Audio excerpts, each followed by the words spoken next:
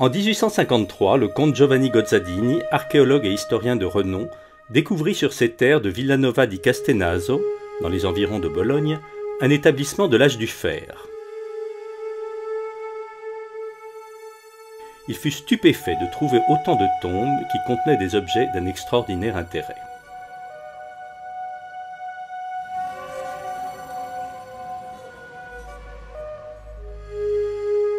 Dans la culture villanovienne, au IXe siècle avant notre ère, les défunts étaient incinérés et leurs cendres placées dans des urnes en terre cuite de forme ovoïde, dites biconiques. Ces vases étaient déposés dans des tombes à puits ou à fosses avec les objets personnels du défunt.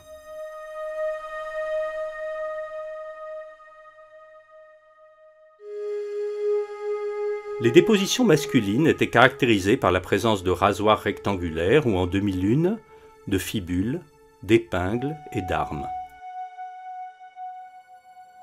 Le couvercle du vase qui contenait les cendres du défunt avait parfois la forme d'un casque.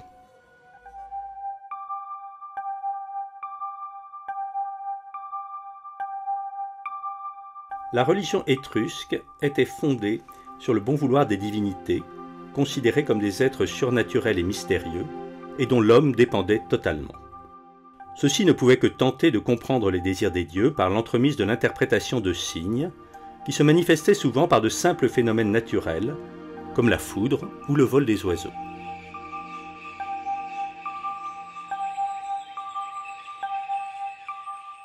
Extrêmement superstitieux, les Étrusques vivaient dans la peur d'offenser une divinité. Pour l'éviter, il fallait continuellement faire appel à la médiation d'un interprète des signes divins. 3 types de prêtres se consacraient spécifiquement à cette tâche.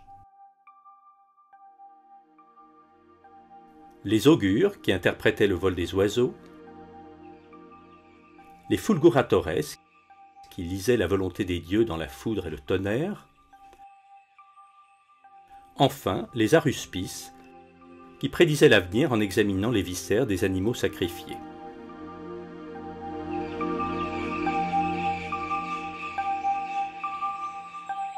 L'art des aruspices se fondait sur la subdivision de la voûte céleste en fonction de 2 axes perpendiculaires, le cardo et le decumanus. À l'est se trouvaient les dieux bénéfiques, parmi lesquels Tinia et son épouse Uni, à l'ouest les dieux hostiles, c'est-à-dire ceux de l'au-delà.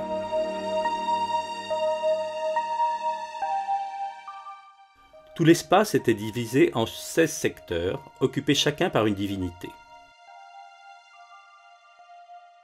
Ce système était également appliqué aux viscères des animaux sacrifiés, surtout au foie des moutons, que le prêtre observait dans ses moindres détails, tout en le comparant à un modèle en bronze. Cette pratique permettait à l'aruspice de savoir sur quelle partie spécifique du ciel il devait concentrer son attention, afin d'interpréter le futur. Les aruspices portaient un manteau à franges, un haut chapeau conique, et tenait à la main un bâton particulier recourbé en spirale à son extrémité supérieure. Le foie de Plaisance est particulièrement célèbre. Il s'agit de la reproduction en bronze d'un foie remontant à la fin du IIe ou au début du 1er siècle avant notre ère.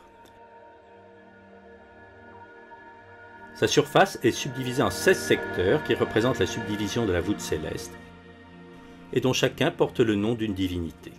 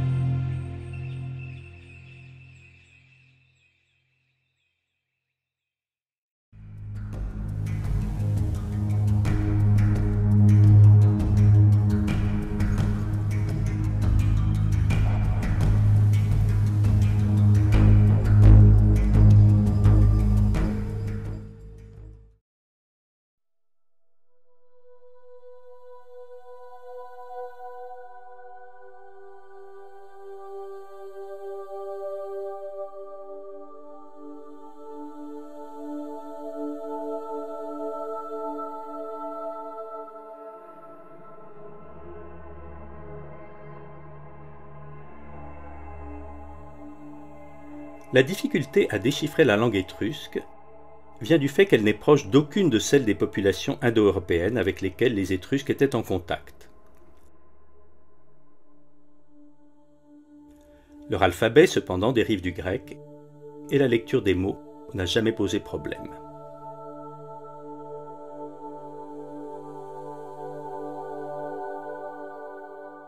Par ailleurs, les inscriptions retrouvées sont pratiquement toutes de caractère funéraire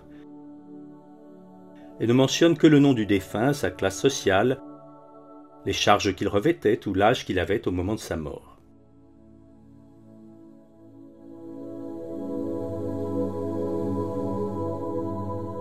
Les Étrusques écrivaient sur des matériaux périssables.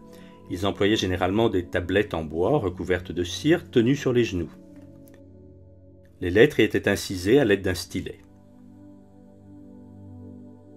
L'écriture se lisait presque toujours de droite à gauche.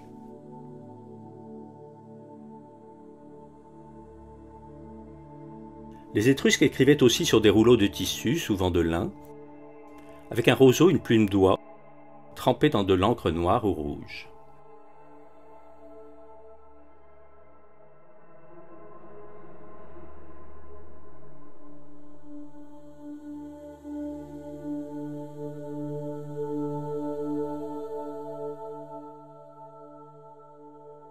Un autre témoignage important de l'écriture étrusque est la tuile de Capoue, découverte à Santa Maria Capua Vetere.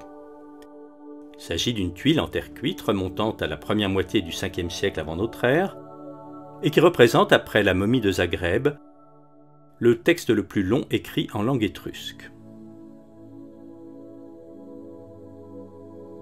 Il s'agit d'un calendrier de fêtes remontant à l'époque archaïque, subdivisé en 10 sections où étaient prescrites les cérémonies à accomplir certains jours et en certains lieux, en l'honneur de divinités spécifiques.